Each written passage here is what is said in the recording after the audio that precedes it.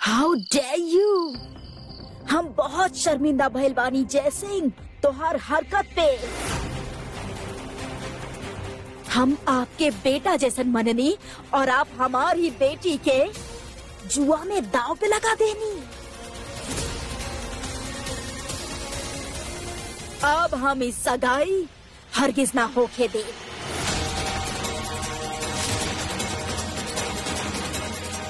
कबो ना।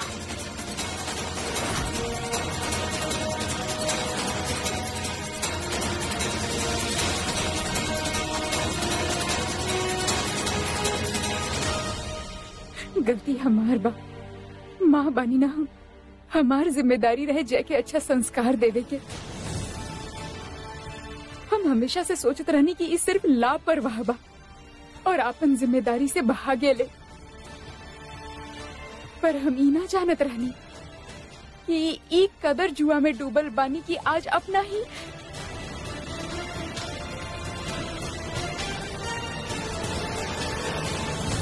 हमरा माफ करी राजेश्वरी जी, दिग्विजय जी। हमरा बहुत दुख बा कि रिश्ता टूट गई। हो सके तो हमनी के माफ कर दी राजेश्वरी जी।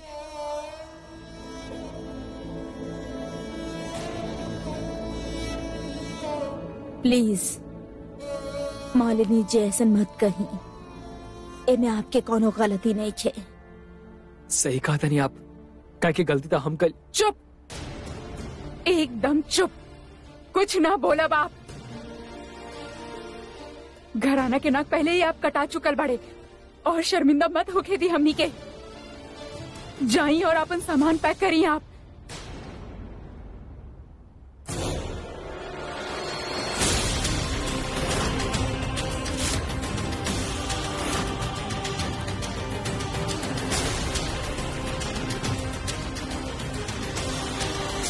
हम उम्मीद करत आनी कि जब भी मुलाकात होके एकरा से बेहतर हालात में होके। आज्ञा दी।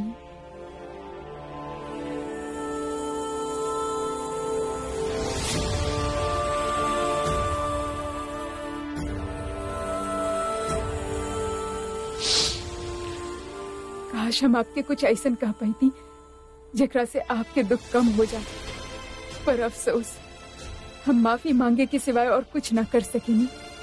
हमार जय आपके लायक नहीं थे, पर हमके यकीन बा कि एक दिन आपके ऐसा राजकुमार मिली जे आपके बहुत इज्जत करे। खुश रही, हमारा आशीर्वाद आपके साथ बा।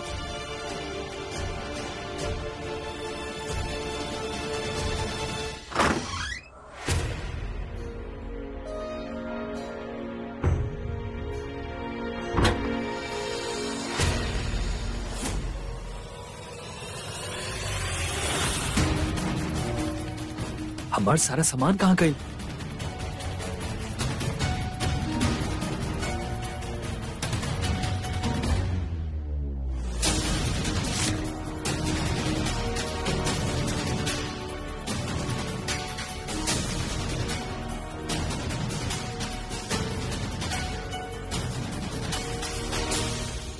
गई कहाँ सामान सारा आखिर? यहाँ बा।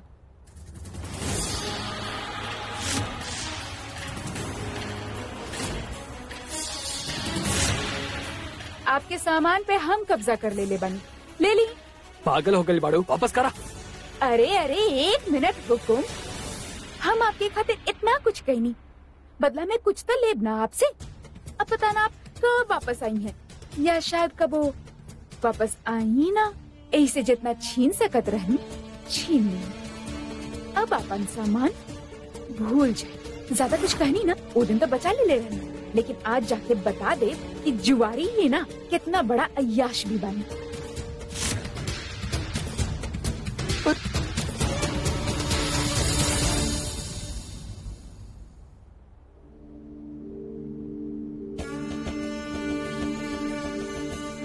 जय कहा बा, अभी तक आई कहे ना।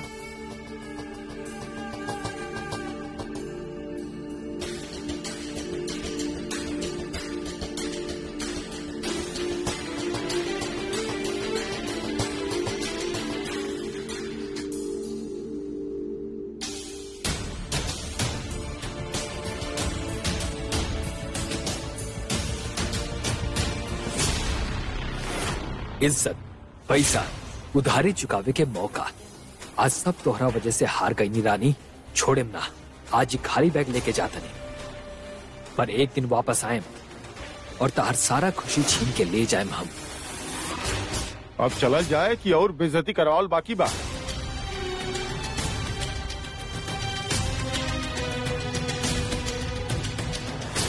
नंदिनी, बस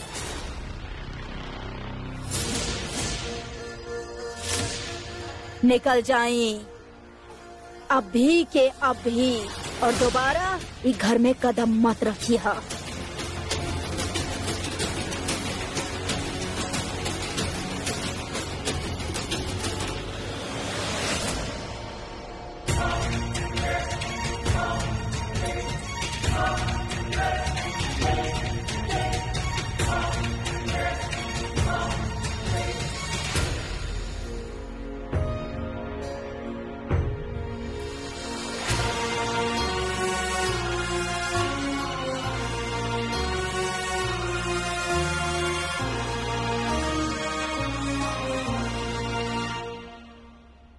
I am sorry Malini ji, आपके सामने हम इतना सख्ती के साथ आपके बेटे। काश हम सख्ती जाके पहले दिखाईले रहनी, तो आज ई दिन ना देखा थोकती हम। चलत बनी राजेश्वरी जी, खम्मा घनी घड़ी खम्मा।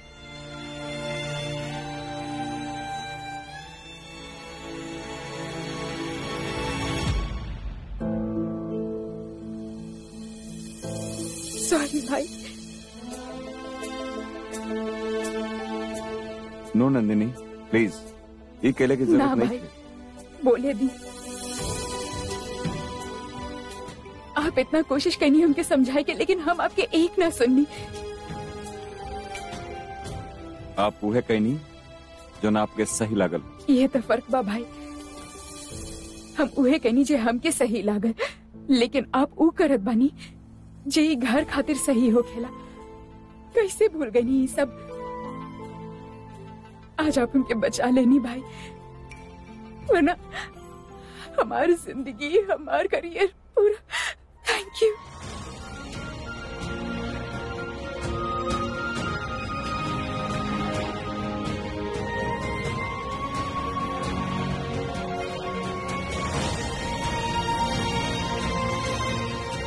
हमरे रहते हुए ऐसा कबो ना हुई, कभी ना। थैंक यू भाई। अगर आप कहते हो कि दिल से थैंक यू कहे के बाद, तरानी के कहीं।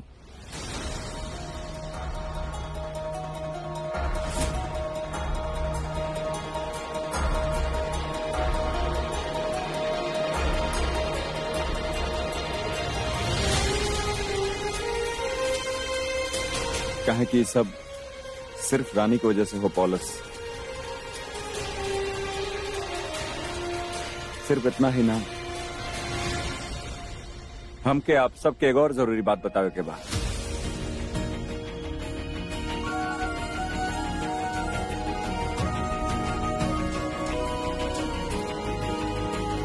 वीर, और कवन बात बाजे आप हमनी से छुपैले बानी। पापा की जान कियारा ना रानी बचोले रहली।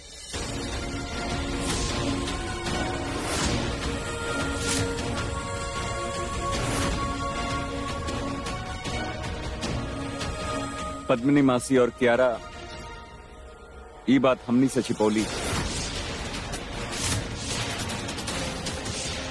हमनी के यह जतौली की कियारा पापा के जान बचोले रहली, पर सच तो हकी वो रात अगर रानी ना रहती था तो आज पापा हमनी के बीच ना रहती।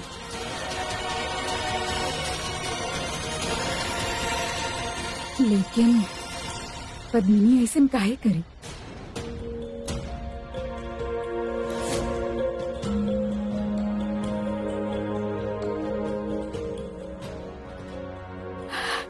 आई एम सॉरी रानी। नहीं, ना रानी, हम कितना बुरा भला कहनी, इतना कुछ इतना गलत समझनी।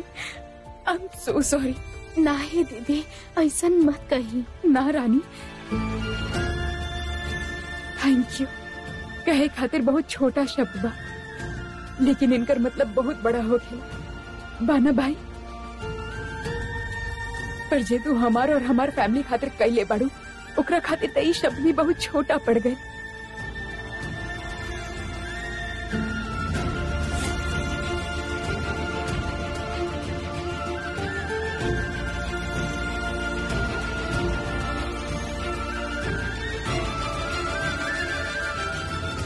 काहे कि ई काम ही जे इतना बड़ा कैले बाड़े, हमनी के परिवार के मान, ओकर इज्जत, ओकर रुतबा, हमार बेटा सबके एगो नया जिंदगी देले बाड़ी। उम्र भर खातिर आप हमके अपन शुक्रगुजार बना देले बानी बहू रानी। बेटा, परिवार से बढ़ के कुछ ना हो खेला। हमरा आपन जान जाए के डर ना रहे, लेकिन इस सब से दूर जाए के डर रहे। तू हमार जान बचौलू, थैंक यू। अब तो ये परिवार के हिस्सा बाड़ो। जब भी जवन चीज चाहिए दिल खोल के मांग लिया। ए, रजावत परिवार तो हर साथे बा हमेशा।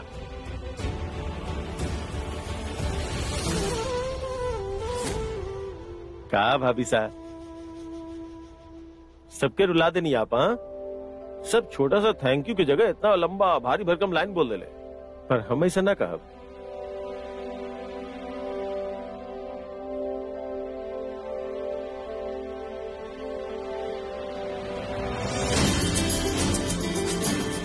कहे कि हम दोस्त बानी। अब चाहे गांव हो के चाहे शहर, दोस्ती तो दोस्ती हो केला, और दोस्ती में नो सॉरी नो थैंक यू। हाँ हाँ ठीक बा, डायलॉग पुराना बा लेकिन अभी भी फिट हो गया है ना।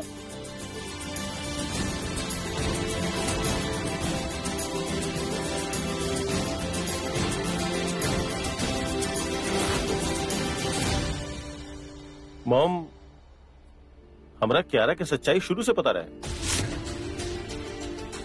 वो और मासी से मिलके पता ना का अजीब अजीब प्लान बनावत रहे। भाभी सा के घर से बाहर निकाल चाह रही मॉम। मासी तो जात जात ठीक हो गई, लेकिन क्यारा की सोच अभी भी वही अटकल बा मॉम। भाभी सा कबू कुछ गलत नहीं कैले।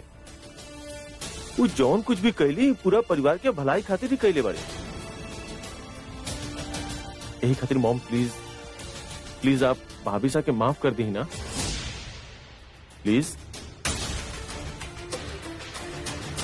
राजेश्वरी, रानी बहू बने के फर्ज पूरा कैले दिया, अब सास बनके इनके आशीर्वाद तो दे दी।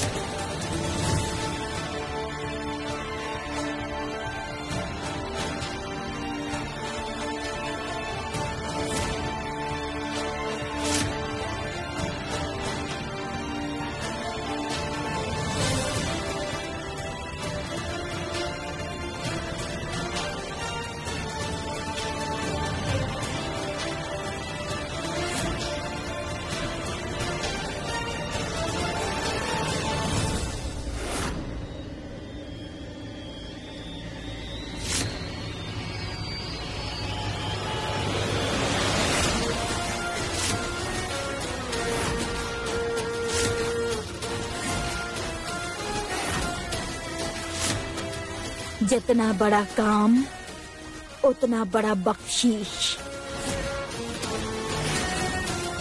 राजेश्वरी, ये का कर रहल बानी आप? ई हमार और एकर रिश्ता के पहचान बा राजमाता। जब नौकर अच्छा काम करेला, मालिक ओकरा एगो बख्शीश दे देला। ओकरा गला ना लगावेला, सर पे अपन हाथ ना रखेला। राजेश्वरी, ये हमार यस आई नो, पता बा हमरा के आपके जान बचैलस और ओकरा खातिर हम बहुत शुक्रगुजार बानी। लेकिन ही मत बोलिया कि हम एकरा और एकर बाप के बड़ी अच्छी जिंदगी देले बानी, वरना ई लोग आज तक गांव में सड़ रहल होते। जे ई कैले बाड़ी ओकर कीमत हमें कीमती हार दे के चुका रहल बानी। ज्यादा अटैच्ड होके के कोनो जरूरत नहीं है, बात ही पे खत्म हो जाला।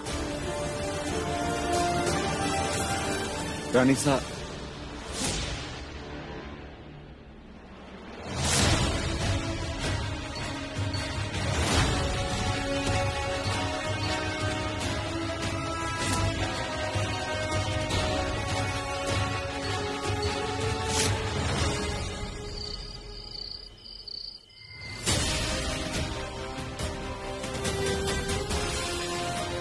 सगाई की अंगूठी हार चुकल बड़ा, अब भी कुछ बचल बा। का लगाई दाव पर?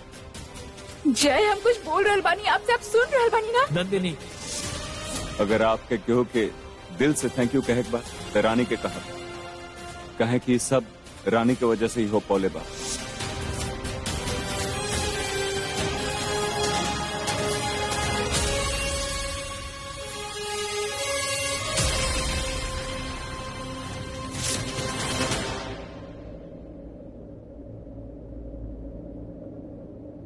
हम अंदर आ सके नहीं रानी सा?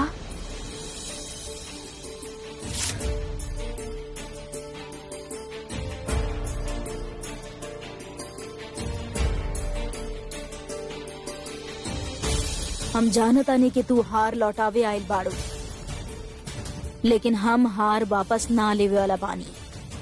ऐसे तू खुद ही लौट सकेलू। लौटावे के तब पड़ी रानी सा। अगर तोहफा होखे तभी एकरा अपनाइल मुश्किल होखे, पर शायद आपके आशीर्वाद समझ के हम रख लेती।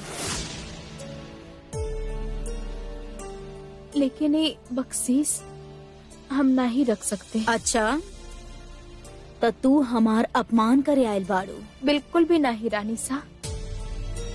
हम तो ये कहे आयल बानी कि ये हार जौन जिम्मेदारी के साथ आयला वो हम ना ही उठा पाई।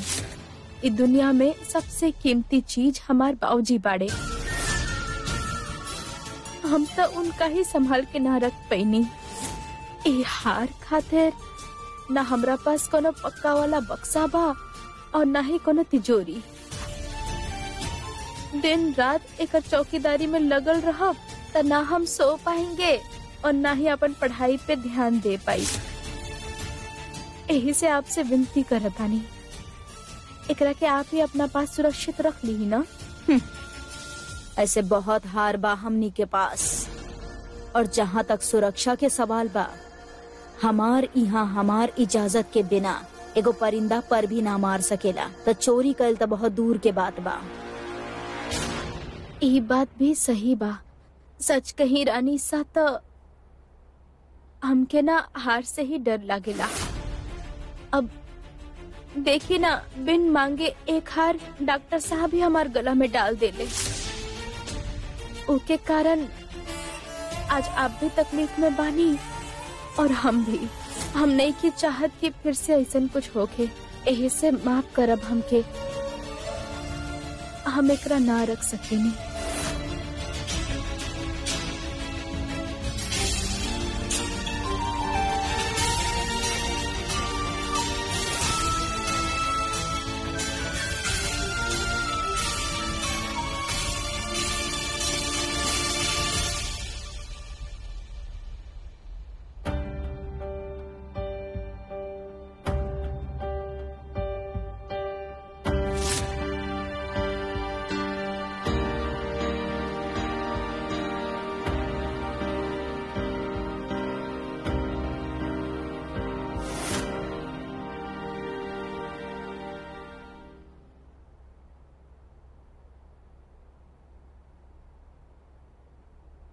बहू रानी,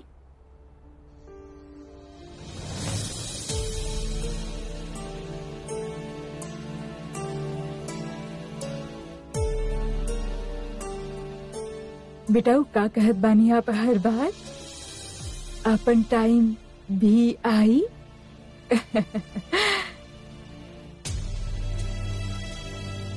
हम जानत आनी कि आप दुखी बानी, राजेश्वरी के बाद से आपके कहीं ठेस पहुंचल बा, लेकिन हमके समझे के कोशिश करी।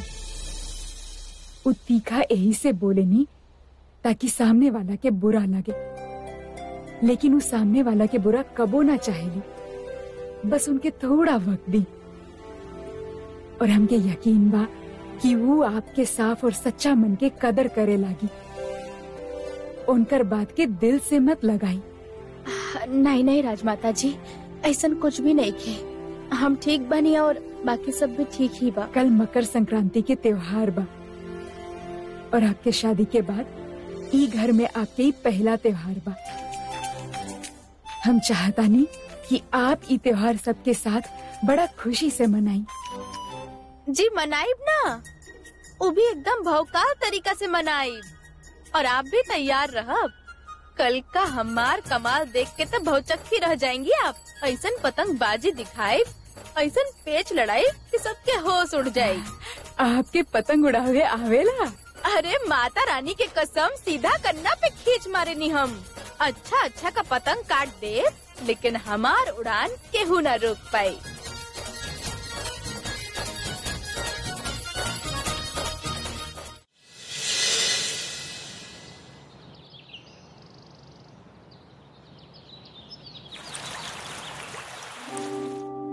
अरे बहुरानी, बैठी। जी हाँ बैठी ना। कुमुद, मकर संक्रांति के पूजा के थाल लाई।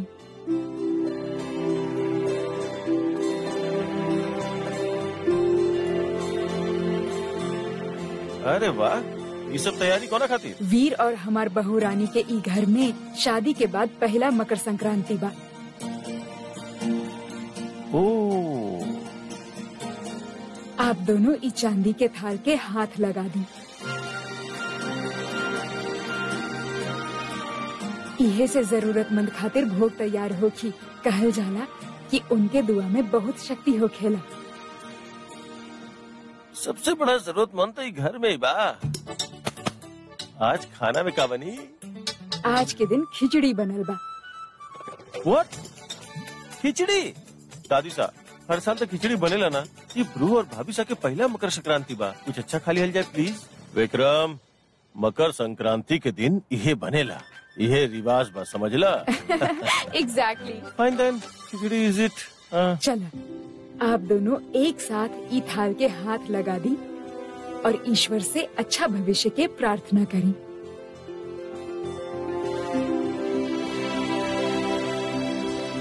कुमुद जी।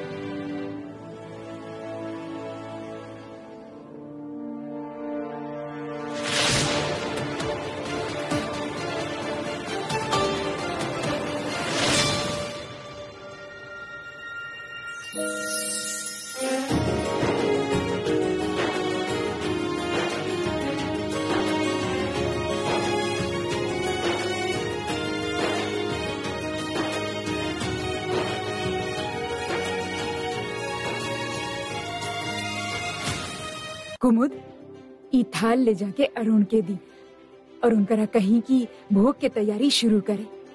जी राजमाता।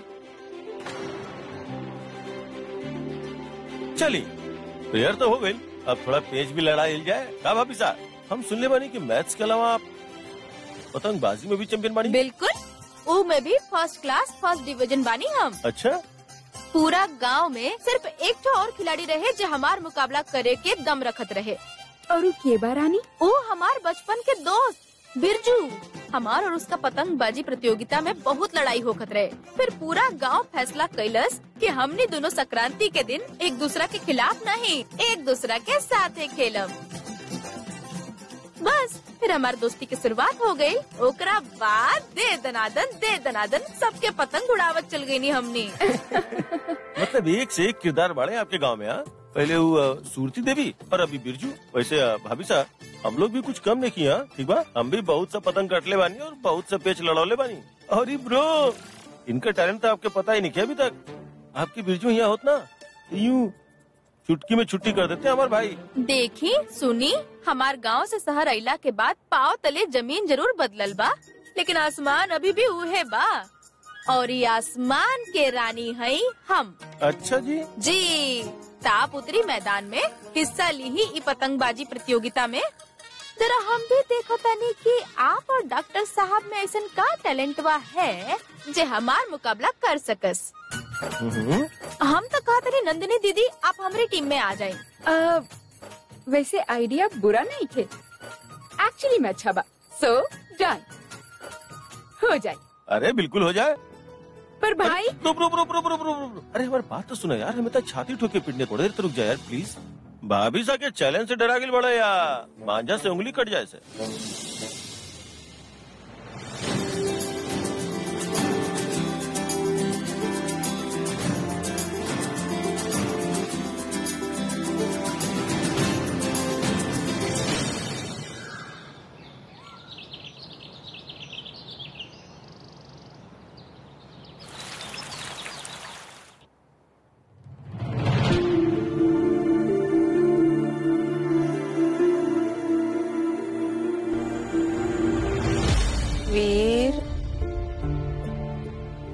दादी सा आई।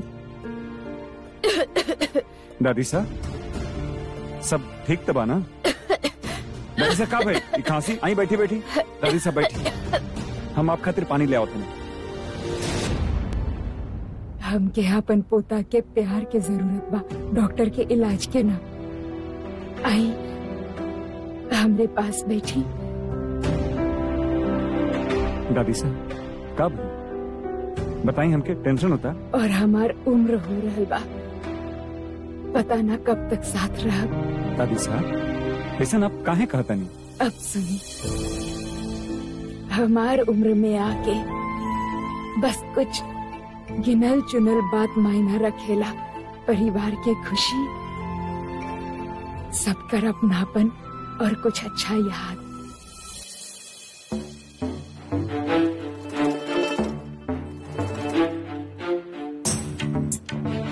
आपके शादी के बाद के पहला त्योहार बा।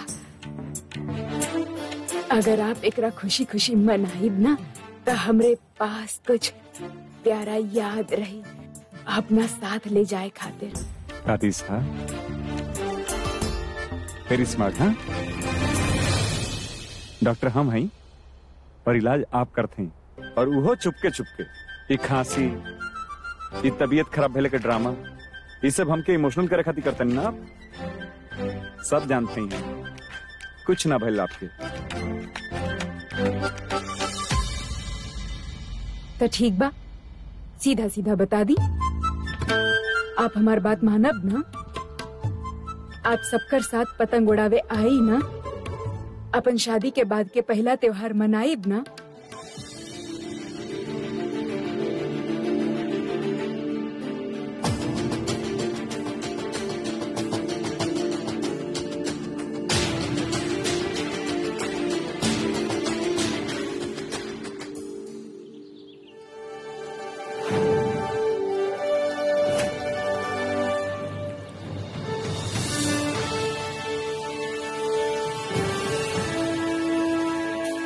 ओह नाइस, वाओ,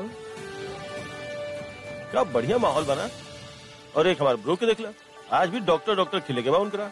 पता ना वो करिए कि ना। अच्छा भइल ना आइले। अगर आ गए होते तो वो खड़ूस सबके मजाक किरकिरा कर दिए होते। पतंग उड़ाते नहीं, लड़ते उसके साथ। और अगर ढंग से नहीं उड़ती ना तो ओकरा भी डांट देते। लेकिन आपन गलती ना, आपन गलती कभी ना मानते। खैर जे भी होके, आज के प्रतियोगिता तो हम ही जीतब। काहे पिंकू? गजब बहन। इतना आसान नहीं थे। वो देखिए सामने भाई।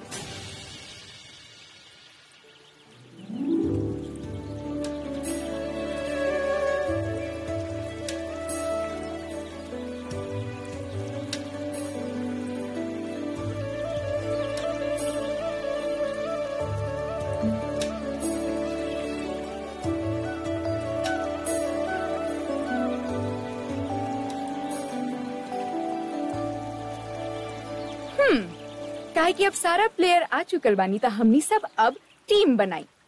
करेक्ट? हम तो हमेशा अपन बहन के ही टीम में रहा। गांव में सिर्फ एक बार कन्नी बांधत रहे हमार बहन। जाना तानी काहे? काहे कि पूरा हमार गांव में एक को पतंगबाज ऐसा ना रहे जो हमार बहन के उड़ता पतंग के काट सके। काहे बहन? बिल्कुल। तब पिंकुआ हमारी टीम में फिक्स हो गई। अब बाकी हमारी टीम में के शामिल होगी? देखो दादी सा हमारा और नंदनी की टीम पहले ही बना देने पड़े। क्या है कि हमने की अलग टीम में रह ना तो लड़त रहा है ना दादी सा? तब फिर वीर और बहुरानी एक टीम में? नो दादी सा, नो चांस। सॉरी, हम इनके टीम में ना रह सकेनी। I mean, ये हमारे टीम में ना रह सकेली। काहे? हाँ? ये जहाँ पर भी रहली गड़बड़ वहीं होला। हमके ना रहेगा इनके टीम में। सॉरी। और वैसे भी इनके साथ पिंकू हुआ तो हमारे क्या जरूरत बा? हो गई टीम। अरे यार लेकिन ब्रो अकेला टीम में क्यों रहे लगा? ये दे आपके साथ। हम देव।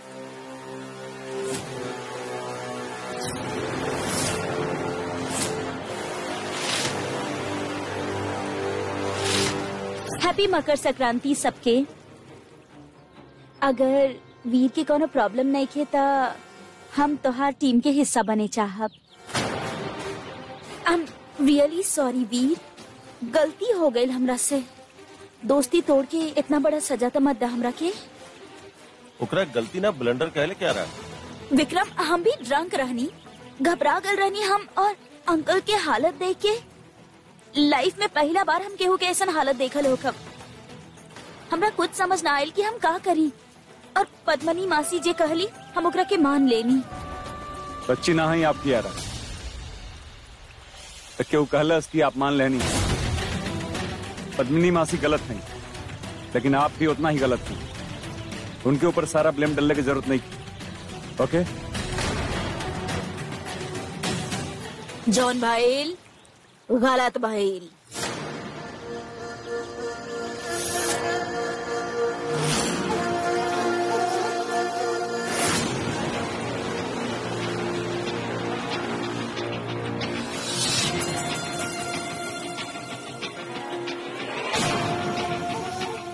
लेकिन अब जॉन कियारा के साथ हो रहल बा उहो गलत बा।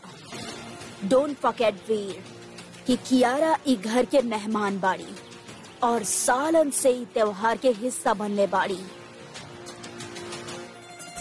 आई एग्री रानी साहब, पर प्लीज वीर।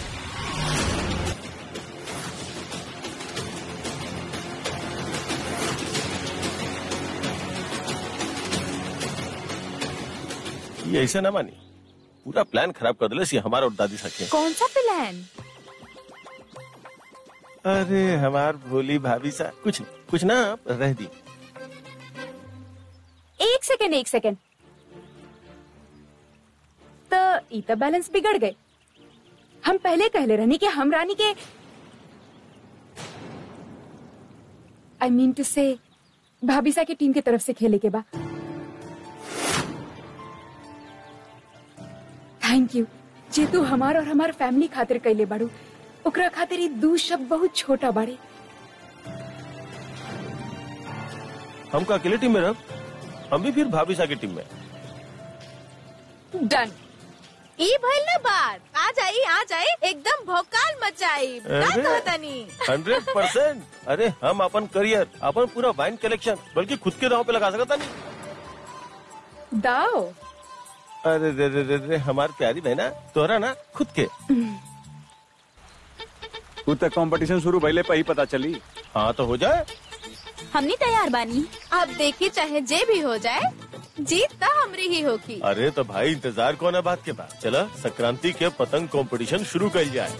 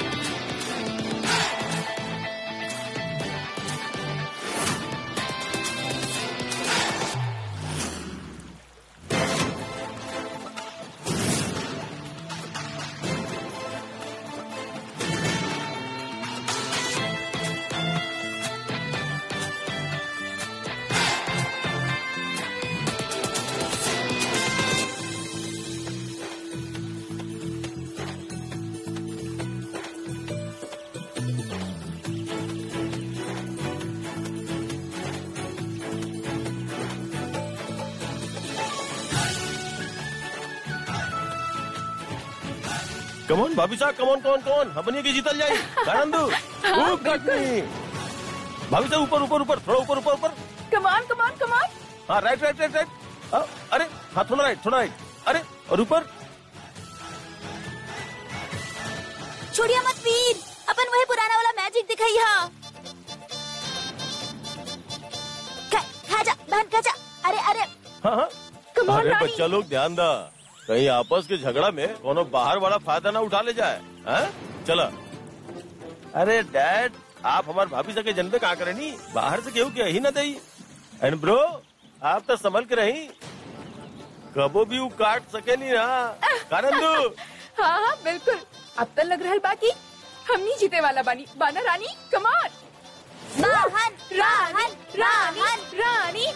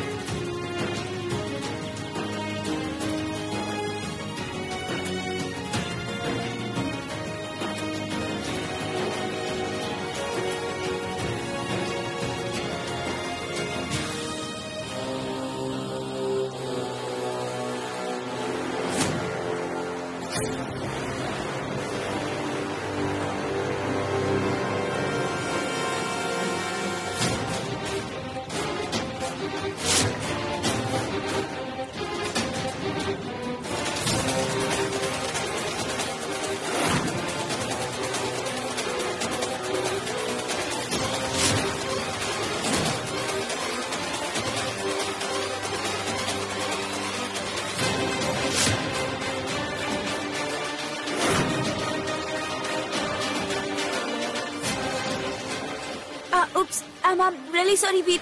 वीर वो देखा पतंग।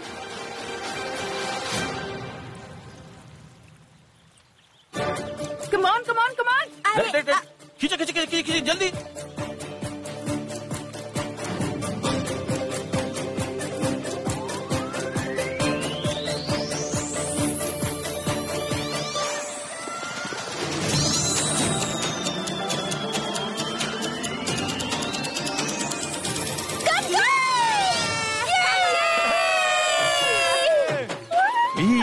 Come on.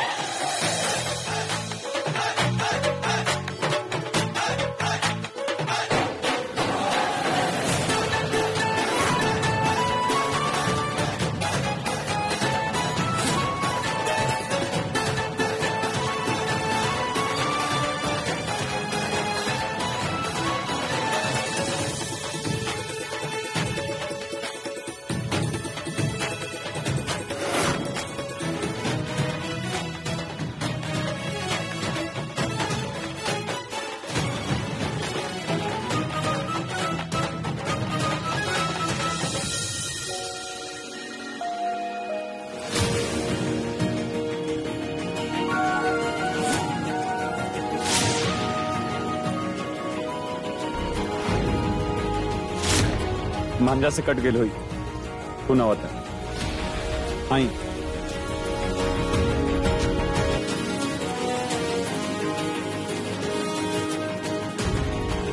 हो गई, जीती नहीं आप, मिल गई खुशी आपके।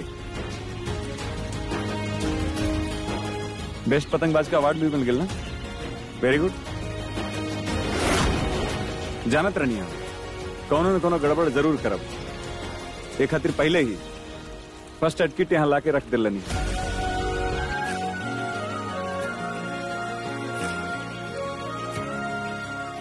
चोट लगोले का पुरान पेशा है ना आपका, या फिर कोनो नया शौक चढ़ल बा आपके? का है ना डॉक्टर साहब, कुछ जीते खातिर थोड़ा खून बहाए के पड़ेला। ये फिल्मी डायलॉग मारल बंद करी, और वैसे भी कियारा की वजह से हमारा ध्यान भटक गई है, नहीं तो आपके जीते ना देती हम।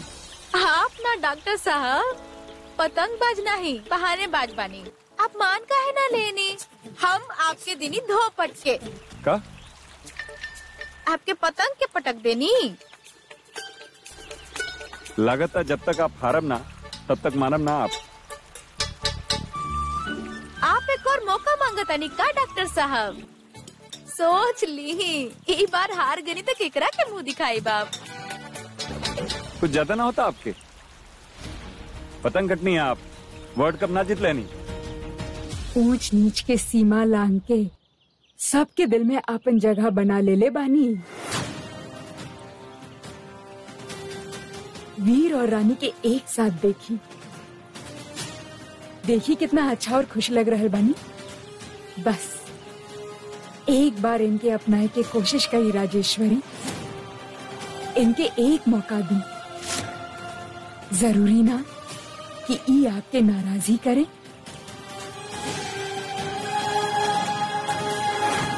जानत रहनी हम कोनो न कोनो गड़बड़ जरूर करब आप, एक खातिर पहले ही फर्स्ट एड किट यहाँ लाके रख दिलनी है।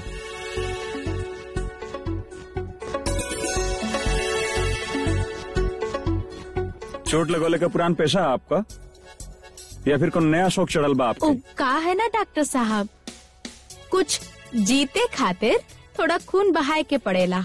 ये फिल्मी डायलॉग मारल बंद करी प्लीज, और वैसे भी कियारा की वजह से हमारा ध्यान भटक गया है, न तो आपके जीते ना देती हम। आप ना डॉक्टर साहब पतंगबाज नहीं बहानेबाज बानी, आप मान का है ना लेनी। हम आपके दिनी धो पटके का आपके पतंग के पटक देनी। आपके केले से का होखे वाला बा? अगला राउंड हमारी जीते वाला बानी। बहन ई तरह खातिर फोन आयल बा, इला 1 मिनट रुकी। हेलो, जय माता रानी, के बोल रहल बा? हेलो हेलो, अरे फोन किए हो तो कुछ तो बोलिए। हेलो, हम अभी आई नहीं। हेलो हेलो, अरे बहन कहाँ चली?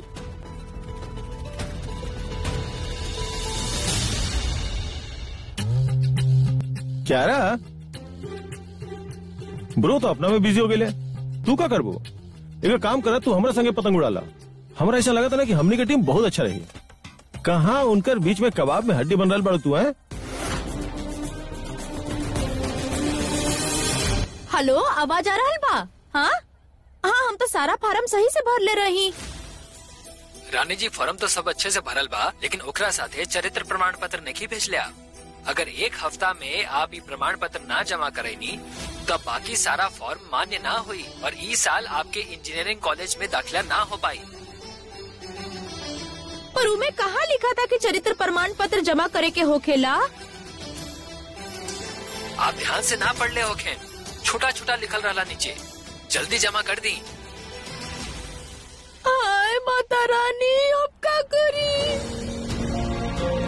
अरे अरे का भइल बहन, ऐसे टेंशन में काहे बाड़ू? पिंकू, हमके बलिया जाए के पड़ी, वो भी जल्द से जल्द। अगर समय रहते अपना चरित्र प्रमाण पत्र जमा ना करनी ना तो हमारे इंजीनियर बने के सपना ओके पतंग कट जाये। हमके निकले के होगी आज के ही आज, लेकिन इतना कम टाइम में ये सब इंतजाम कैसे करी? हाँ, सामान भी बांधे के होगी, बस की टिकट काटे के होगी, फिर रानी सा से भी बात करे के होगी ना। और बाबूजी उनकर का? हाय माता रानी, कहाँ फंस गई नी हम? चिंता मत करी, ड्राइवर आपके छोड़ दी, आराम से बलिया पहुंच जाए आप। देखिए हम इंतजाम कर ले, आपके मदद की जरूरत ना है। जिद के लिए का वक्त ना है। कहनी ना हम कि ड्राइवर आपके छोड़ दी। हम ड्राइवर ना, तू खुद जेबर रानी के लेके।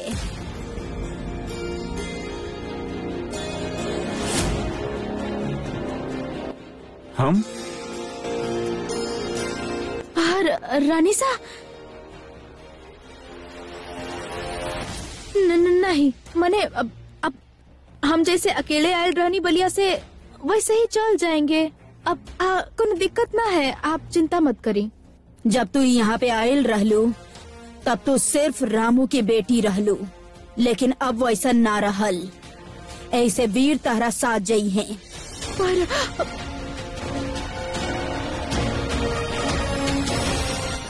काम इतना जरूरी बा, तहरा के तो जाए के ही पड़ी रानी।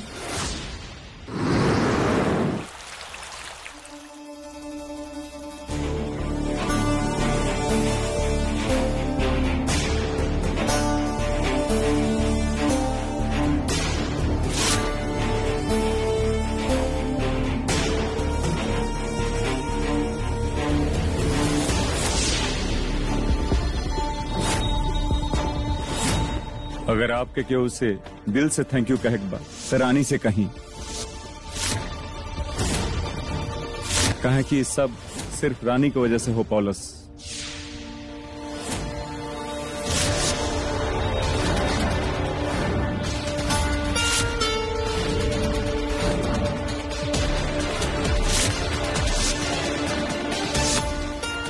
वीर और रानी के एक बार अपनाए की कोशिश करी राजेश्वरी। रानी सा,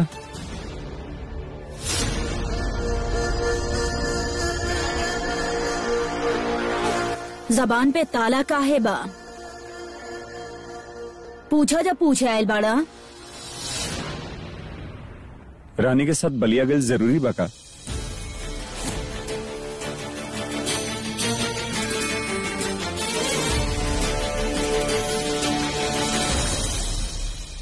बड़ा अजीब बड़ा तू वीर, वादा तो इतना बड़बड़ करेला कि तू हमरा खातिर कुछ भी कर सकेला। हम तहरा खातिर बहुत इम्पोर्टेंट बानी। ये सच है रानी सा, हमार दिल जाना था। तो ए बार अपन दिल के समझा दा वीर कि बार बार हमार फैसला पे सवाल ना उठावे, और जे हम कहीं उहे करे। जी रानी सा। और हाँ, और अब हम जौन कहे जा रहल बानी वो भी ठीक यही तरह से सर झुकाए ले तहरा माने के पड़ी। रानी के गांव ले जाए के बा और ओकरा उहे छोड़े के बा, हमेशा हमेशा खातिर।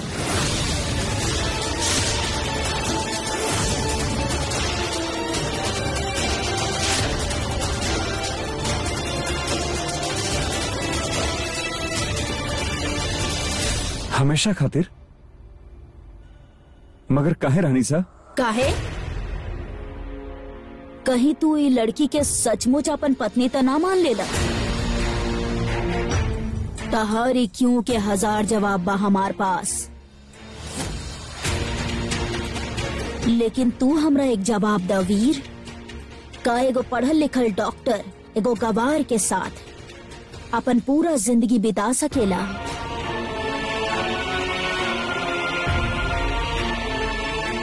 का भइल वीर, जवाब दा। का तू रानी के साथ अपन पूरा जिंदगी बितावे चाहेला? ना ना, हम जानत रहनी। अभी भी तोहर मन में कोनो सवाल बा? एग्जैक्टली। ये रिश्ता के कोनो पॉइंट ही नहीं खे। इनफैक्ट रानी के हमने यहाँ के रहे के कोनो पॉइंट ही नहीं खे। सब लोग नाखुश बड़े, तू, हम, यहाँ तक के वो खुद भी। इनफैक्ट अच्छा बा कि ओकर बलिया गईल हो रहल बा। यही से ए बार चुपचाप अपन अकल लगैले बिना रानी के साथ जा, ओकरा गांव छोड़ावा जौन मिट्टी में वो पलल बढ़ल बाड़ी। काहे कि अब रानी के यहाँ रहल नामुमकिन बा।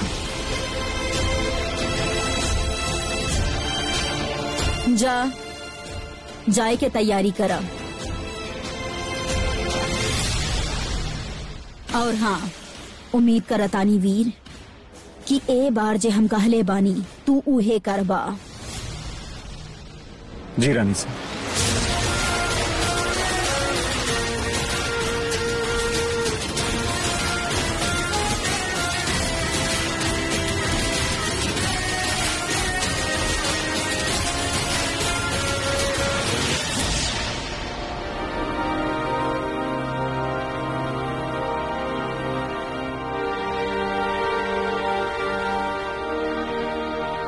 रानी के गांव लेके जाए के बा और ओकरा उहे पे छोड़े के बा, हमेशा हमेशा खातिर।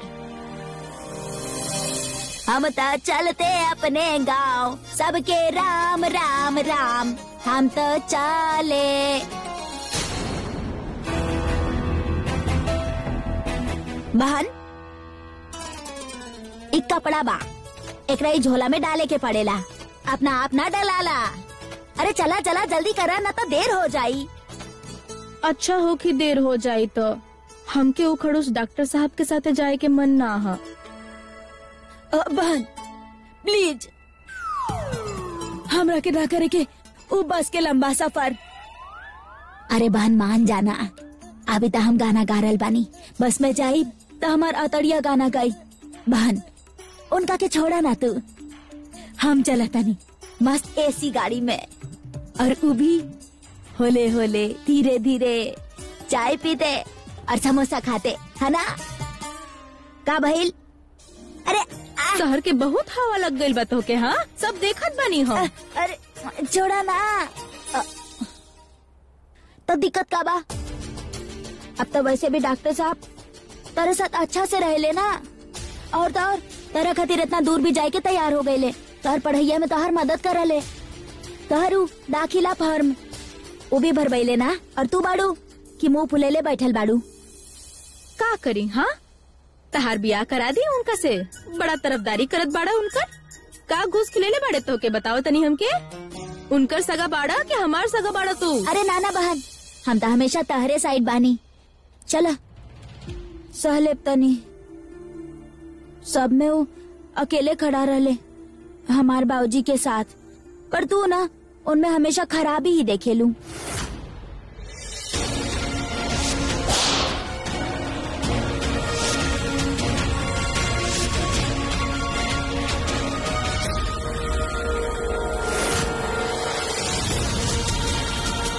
हम कियारा से शादी ना कर सके नहीं, हमार शादी हो चुकल बा।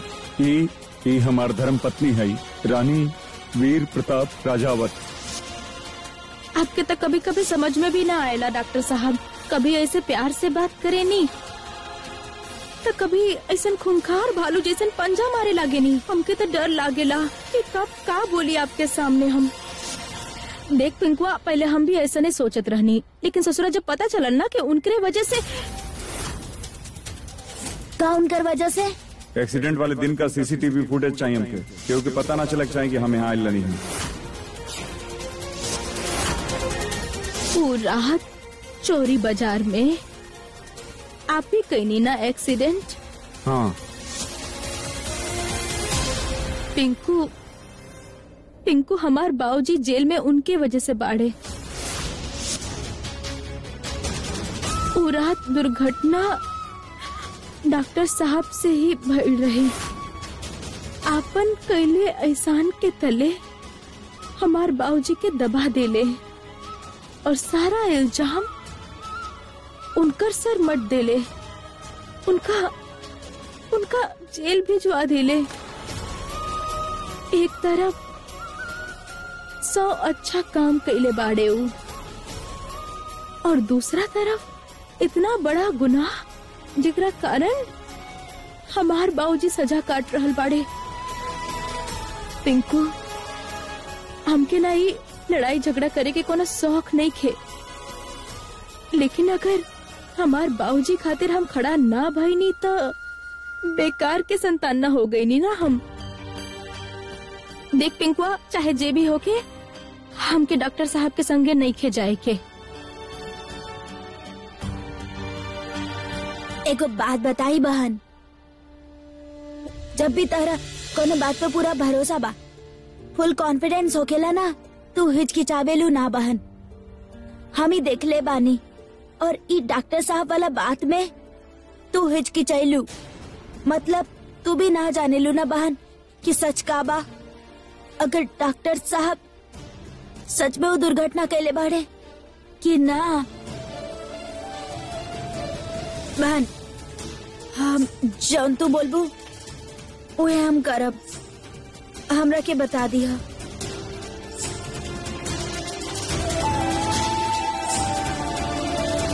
दिल कुछ कहता और दिमाग कुछ और। बहुत बड़ा दुविधा हो रखल बा माता रानी, का करी हम।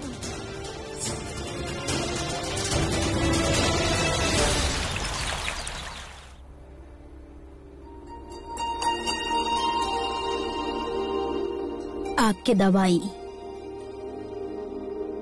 ली। एगो बात पूछ सकता नहीं हम तोहरा से? ऑफ कोर्स पूछ सकेनी।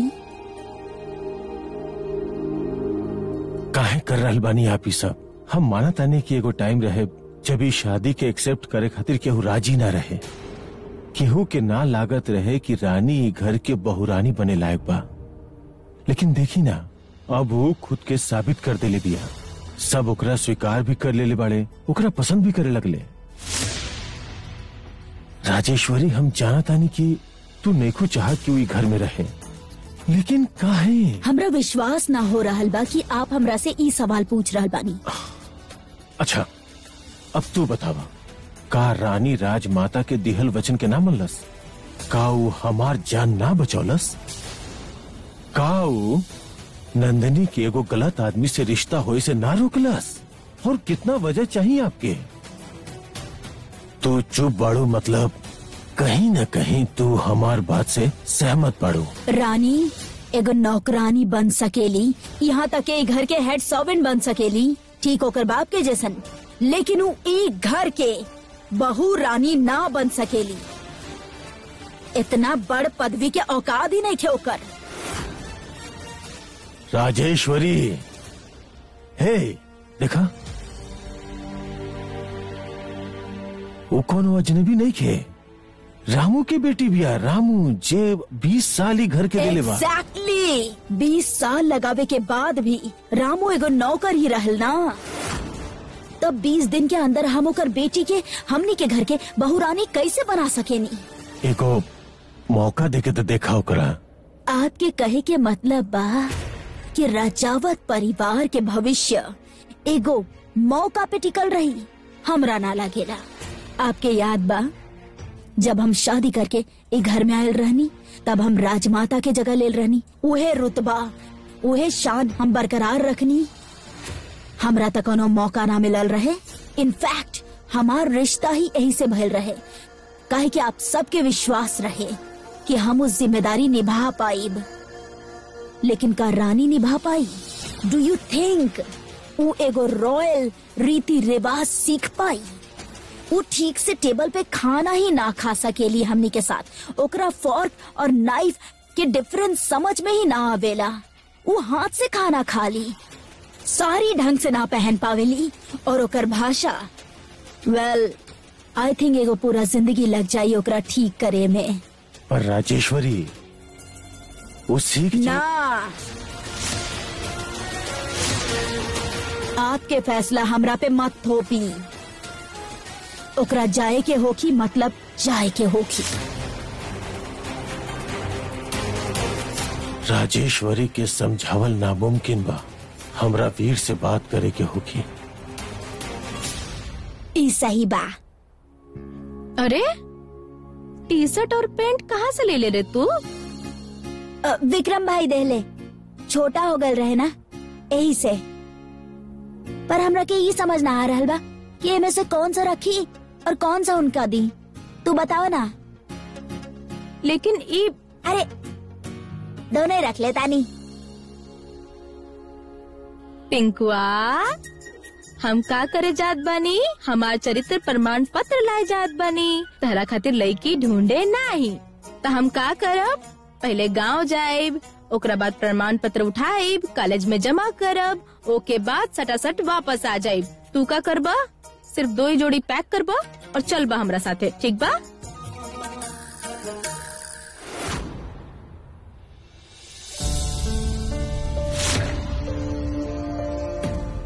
इतना से कुछ ना होई। आप लोगों का जितना भी सामान बा सब पैक कर ली।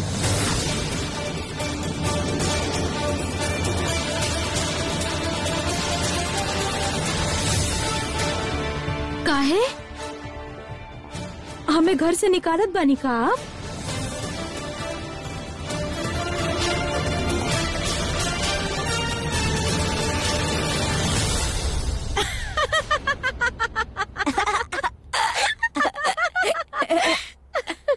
अरे जीजा जी कैसे भौचक्का हो गए नी?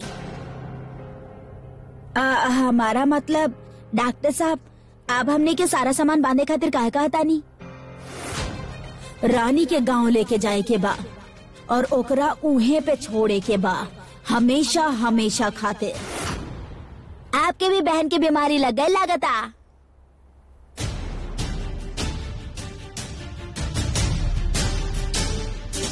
अरे कछु बोली।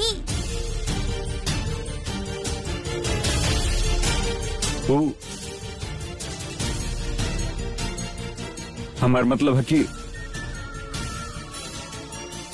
रास्ता लंबा है, कभी न कभी जरूरत पड़ जाए, इसलिए कहा था नहीं। हाँ, ये भी सही बा। एगो काम करता नहीं, सारा सामान बांध लेता नहीं और ये जो बक्सा बा ना, वो दादी के पास वापस रख के आवता नहीं, और वापस आवत समय सारा सामान इसे भी बड़ा बक्सा में बंद करके ले आई। इमे फिट ना होके ना, और दादी तो पता ना का भेजी है, कटहल के अचार, सत्तू के लड्डू और पता नहीं का बांध लेता नहीं। मजा आ गई, सारा सामान बंधी, हम तो फुल स्टाइल माराब। आप लोग सब कुछ पैक कर लेंगे आराम से।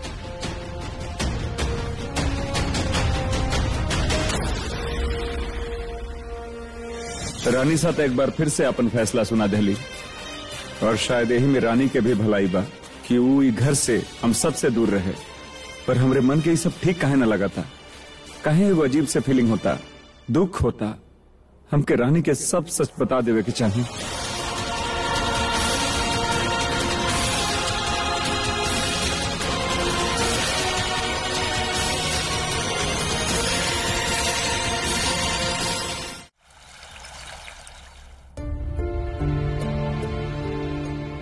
रानी के गांव लेके जाए के बा और ओकरा उहे पे छोड़े के बा, हमेशा हमेशा खातिर।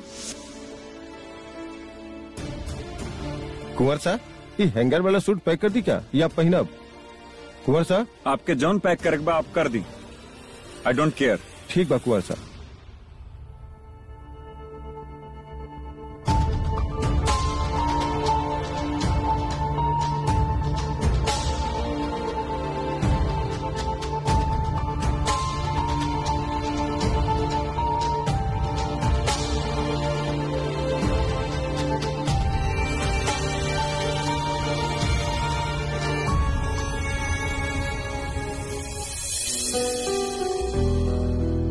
पापा, आपका बहनी जब देखने की हमार बेटा उदास बा, सिट।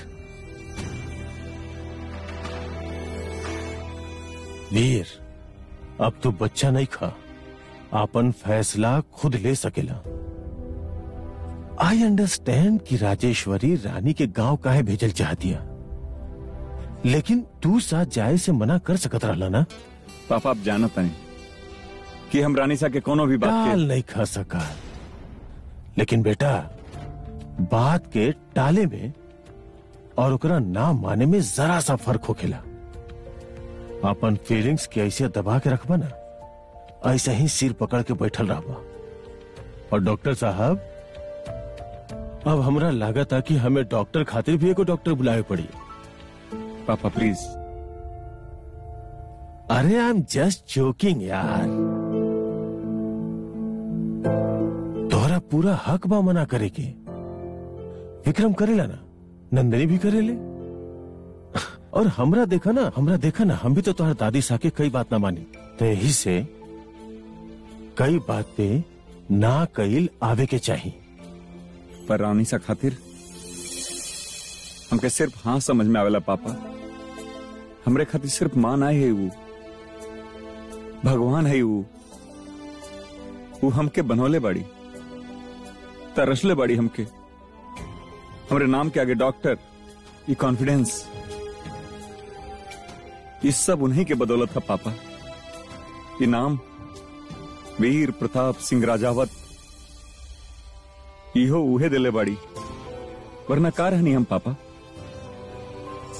कुछ भी ना परिवार रहत, ना कोनो वजूद रहत। बहुतन के तरह गुमनामी में कहीं खो जाती हम। एक खातिर जौन ऊ कहब, जैसन कहब, हम उहे करब। ए बार जब रानी सा नाराज भइल रहली, घर छोड़ के चल गई रहली, ऊ सोना पोले रहनी हम पापा। रात दिन ही गिल्ट मारत जात रहे हमके। एक खातिर जौन रानी सा कहब, अब हम उहे करब। और शायद यही में सबके भलाई बा पापा। रानी अपने घर वापस चल जाए, अपने पढ़ाई पर ध्यान दे पाए। ये अनचाहा रिश्ता से तो छूट मिली उनके। एनीवेज, हम पैक कर लेता नहीं, वरना लेट हो जाएगी।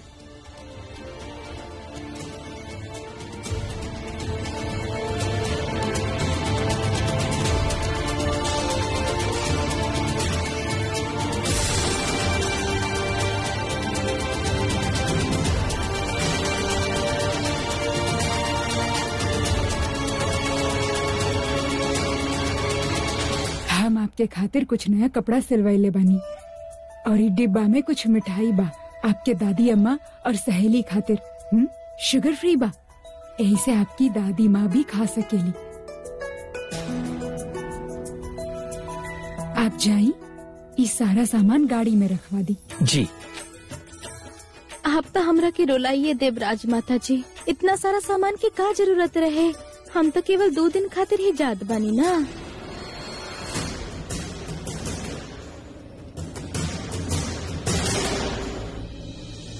हम तो कबो आपसे ई ना पूछनी कि आपके हमके इतना ढेर सारा प्यार देवे के का जरूरत रहे। एग्जैक्टली। और अगर आप ये सब सामान लेके ना जाए तो एकरा से डबल हमनी सब खातिर कैसे लेके आए? हाँ, और हमरा खातिर वो आपके गांव में मिठाई मिलेगा ना, का नाम बता नहीं आप ओकर? काऊ, लौंग भी और लता जी।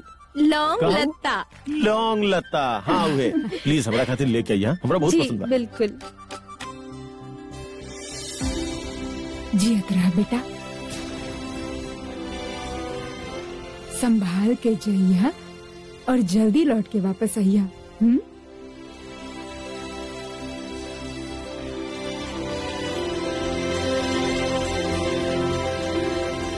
जियत रहा बेटा।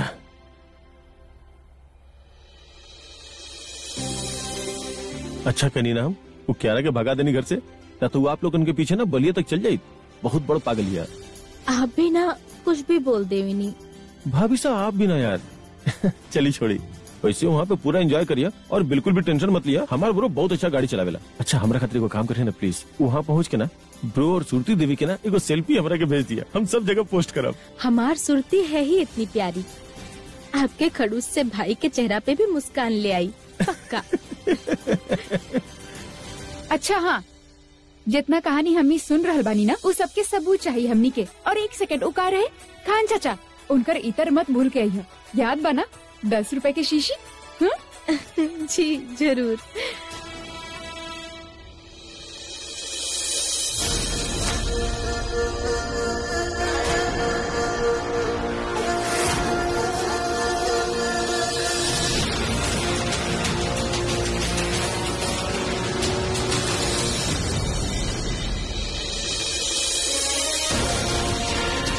रानी के गांव लेके जाए के बा और ओकरा उहे पे छोड़े के बा, हमेशा हमेशा खातिर।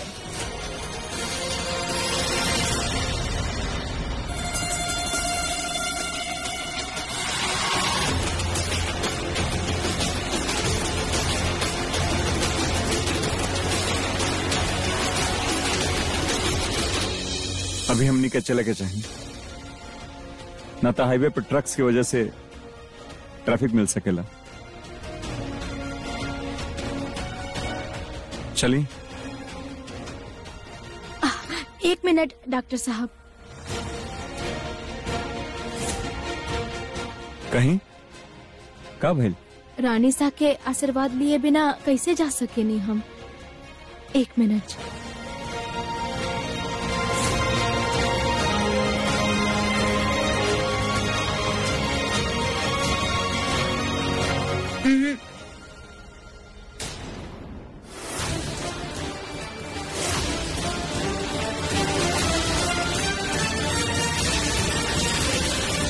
ई सब के जरूरत नहीं खे। रानी सा, हम जब बलिया से आवत रहनी ना, तो हमार घर के सबसे बड़ी हमार दादी अम्मा के आशीर्वाद लेके आयल रहनी।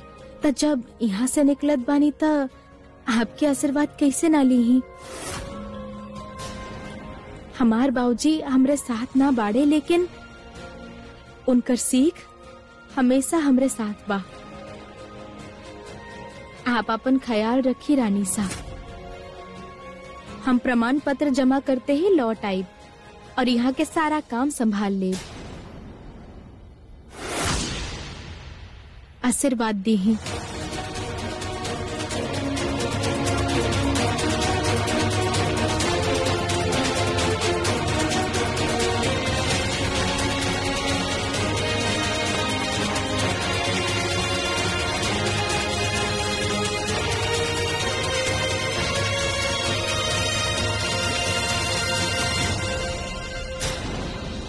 चले के देर होता।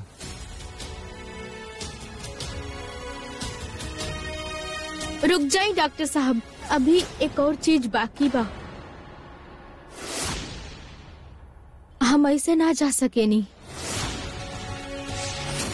ओह गॉड, फिर से।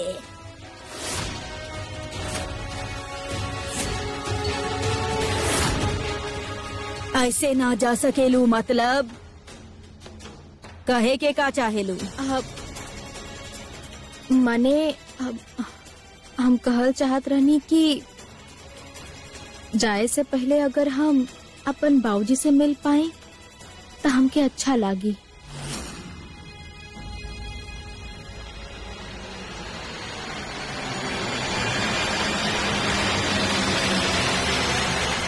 ठीक बा, हम ले चलते नहीं आप लोगों के। चलिए वहीं से निकल जाए कि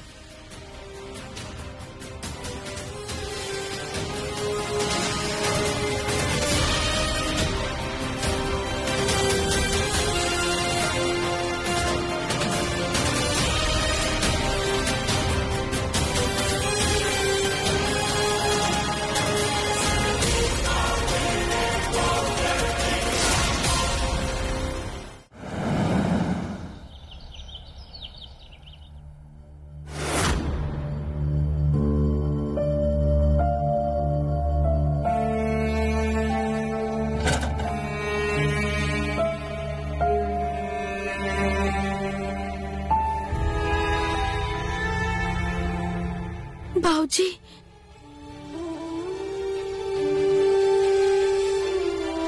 हमारे बच्चा लोग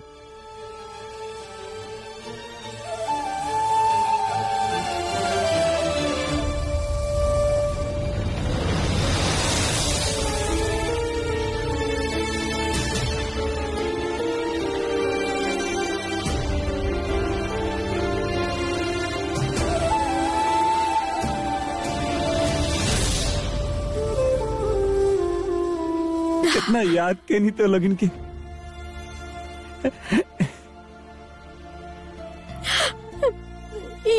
का हालत बना के रख ले बानी बाबूजी। कितना कमजोर हो गई बानी आप। सही से खाना ना देवेले का तो के यहाँ हम अभी विजय भाई से शिकायत करता नहीं।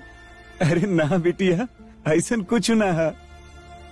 अरे बड़वर दिन बाद देखा ताड़ू ना हमके, ऐसे तो के ऐसा लागा था। ये सब छोड़ा, ये बतावा कैसन बाड़ू हमार बेटी?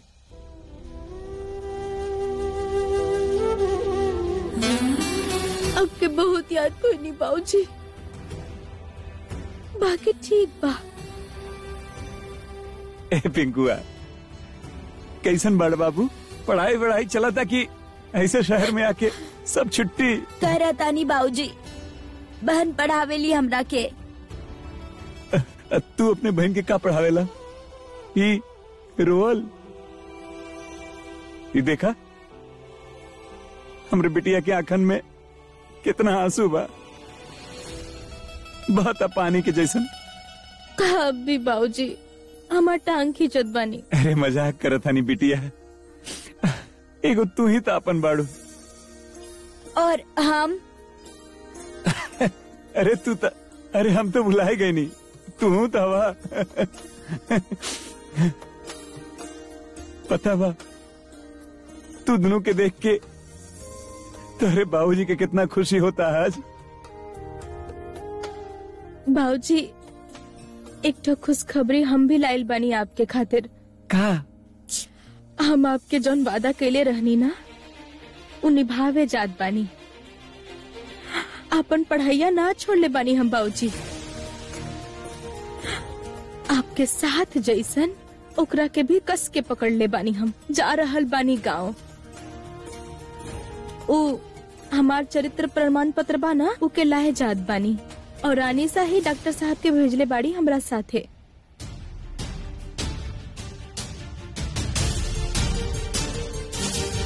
कुंवर सा, हमार बिटिया के पढ़ाई ना छोड़वाई, इंजीनियर बने के सपना है ओकर। आप देखब यही से इंजीनियर बन के निकलब हम। अब तो हम बस यूं गई नी और यूं आई नी, ठीक बा? हमार बिटिया इंजीनियर बन जाई। बिटिया बतावा ना, ये सच है ना? 100% सही कहत बानी, सच कहत बानी बाबूजी। आपके दिखाए सपना हम जरूर पूरा करब। और आप देख ले, माता रानी के कसम खा के कहतनी, फुल फक्र फील कराए बाप के हम।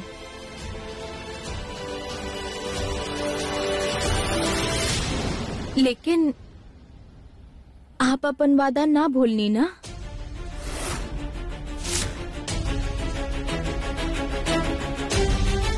हम ई घर के बहुरानी बन के दिखाई, पर ओकरा बाद हम जौन कुछ भी कहब वो आप करब। हम वादा करता नहीं बेटा। हाँ। बहन तू दोसर खुशखबरी तो सुनाइलू ही ना। कौन सा? का? बाबूजी हम बलिया जा रहल बानी, वो भी एसी वाला गाड़ी में, डॉक्टर साहब के साथ। डॉक्टर साहब बहुत अच्छा बाड़े। अरे वाह, ये तो बहुत ही अच्छा बात बा।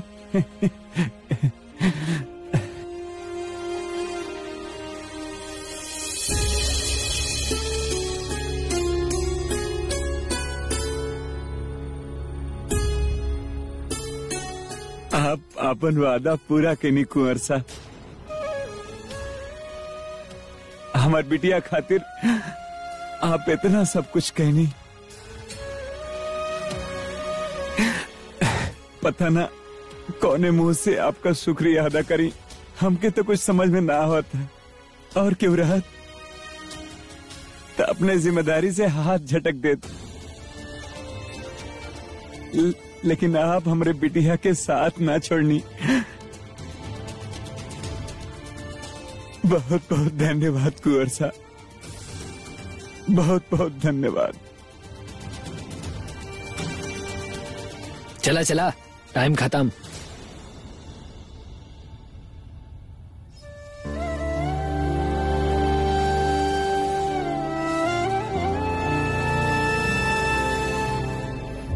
अच्छा बिटिया, चलत हैं।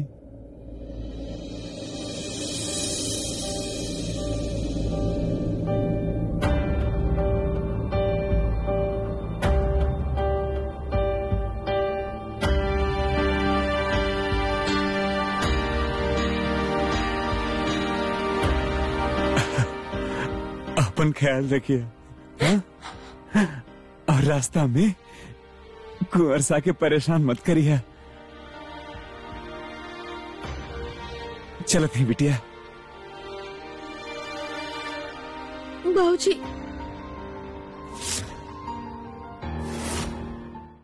हम सोचत रहनी आपके अपना साथ बलिया वापस लेके जाए। बहुत ही बुरा लागत बा हमके। हमेशा खातिर थोड़े न जाता डू, वापस तो आईबू न तू। रानी के गांव लेके जाए के बा और ओकरा उन्हें छोड़े के बा, हमेशा हमेशा खातिर। हाँ, सीधे आपके पास। एक मिनट,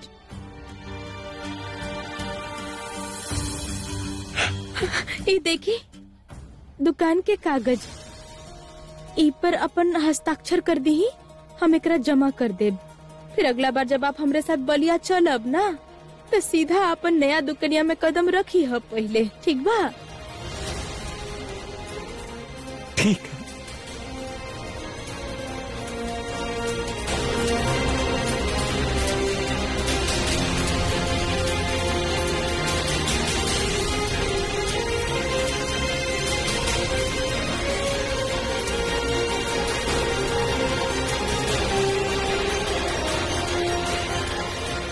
इला, अब ठीक बा? ई का रसीद और हमार चरित्र प्रमाण पत्र, वो सब लेके 2 दिन में लौटत बानी हम, ठीक बा? और फिर सीधा तहरे पास आई। और हाँ, दादी के हाथ के सत्तू के लड्डू और आपके खातिर गुलाब साखरी ये बनवा के लेके आई। ठीक है बिटिया। अपन ख्याल रखो बाबूजी।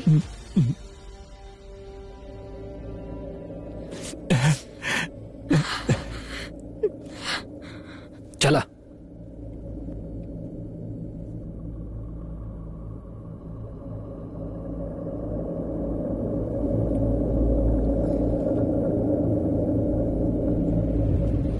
उदास मत हो का बहन, 2 दिन में हमनी वापस आ जाए और बाबूजी से आराम से मिलब।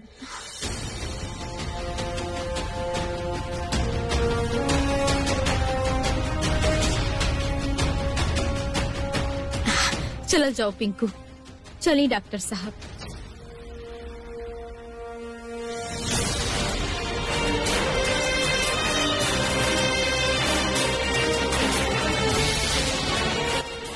ये हमसे ना हुई। हम रानी और पिंकू के इतना बड़ा धोखा ना दे सके नहीं। बलिया पहुंचते इनके सब सच बता दे हम।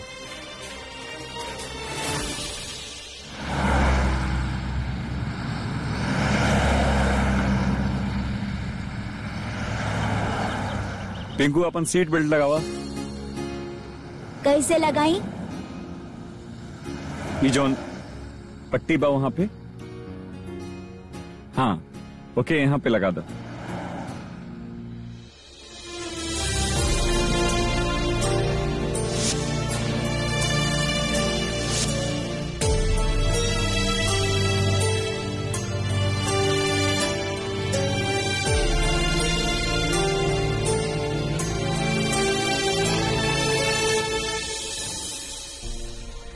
यही मजबूरियन की वजह से शायद हमने एक दूसरे से जुड़ल बनी।